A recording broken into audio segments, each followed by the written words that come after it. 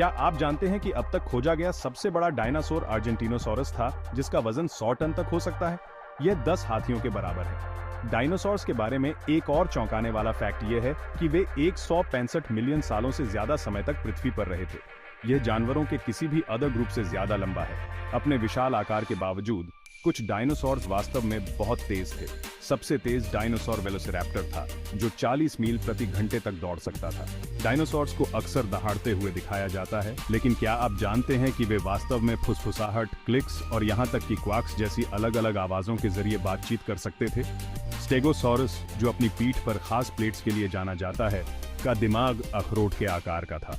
कुछ डायनासोर्स उतने डरावने नहीं थे जितना आप सोच सकते हैं। माइक्रोपैचिसेफेलोसॉरस मुर्गी के आकार का एक शाकाहारी डायनासोर था।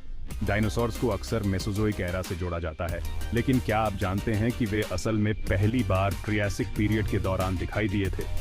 पहला डायनासोर जीवाश्म 1676 में खोजा गया था, लेकिन 19वीं शताब्दी तक वैज्ञानिकों ने उन्हें समझना और उनका अध्ययन करना शुरू नहीं किया था। ग्रीक में डायनासोर शब्द का अर्थ भयानक छिपकली है, लेकिन डायनासोर्स वास्तव में छिपकली नहीं थे।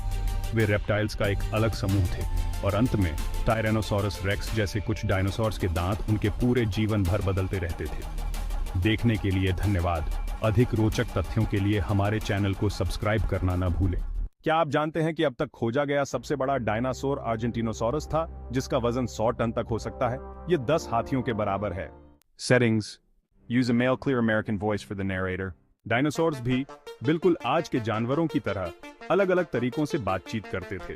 कुछ आवाजें निकालते थे, जबकि कुछ दिखावे पर या शारीरिक हरकतों पर निर्भर रहते थे।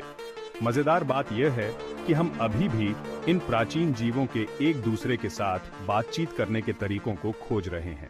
स्टेगोसॉरस एक ऐसा डायनासोर का सबसे अच्छा उदाहरण है जिसका दिमाग उसके शरीर के आकार के हिसाब से बहुत छोटा था। अपने विशाल बख्तरबंद ढांचे के बावजूद स्टेगोसॉरस का दिमाग लगभग अखरोट के आकार का था। फिर भी इसने प्रागैतिहासिक दुनिया में उसके अस्तित्व में कोई बाधा नहीं डाली। यह एक याद दिलाता है कि किसी प्रजाति की सफलता में सिर्फ दिमाग का आकार ही मायने नहीं रखता है। माइक्रोपैचिसेफेलोसॉरस सबसे छोटे झांत डायनासोर्स में से एक, जिसके नाम का अर्थ है छोटी मोटी सिर वाली छिपकली। यह छोटा डायनासोर अपनी विशिष्ट मोटी खोपड़ी के साथ लाखों साल पहले धरती पर घूमता था। अपने छोटे आकार के बावजूद इसने अपने समय के इकोसिस्टम में एक महत्वपूर्ण भूमिका निभाई।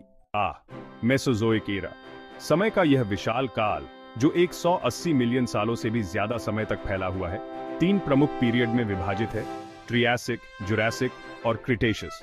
आज हम ट्रियासिक पीरियड पर ध्यान केंद्रित करेंगे, जिसने मेसोजोइक एरा की शुरुआत की थी। ट्रियासिक पीरियड लगभग 252 मिलियन साल पहले शुरू हुआ था, पृथ्वी के इतिहास के सबसे बड़े मैस एक्सटिंक्शन के ठीक बाद। यह पीरियड रिकवरी और विकास का समय था, जिसने डायनासोर्स के उदय के लिए मंच तैयार किया। ट्रियासिक के दौरान महामहाद्वीप पैंगेया अभी भी अक्षुण्ण था, जिसका अर्थ था कि भूमि के जानवर विशाल दूरियों तक स्वतंत्र रूप से घूम सकते थे। इससे कई प्रजातियों का प्रसार और विविधीकरण हुआ। शुरुआती डायनासोर्स छोटे और बाइपेडल थे, बाद में आने वाले दिग्गजों से बिल्कुल अलग।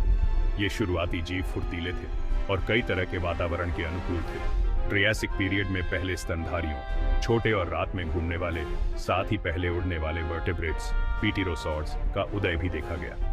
यह अविश्वसनीय विकासवादी प्रयोग का समय था।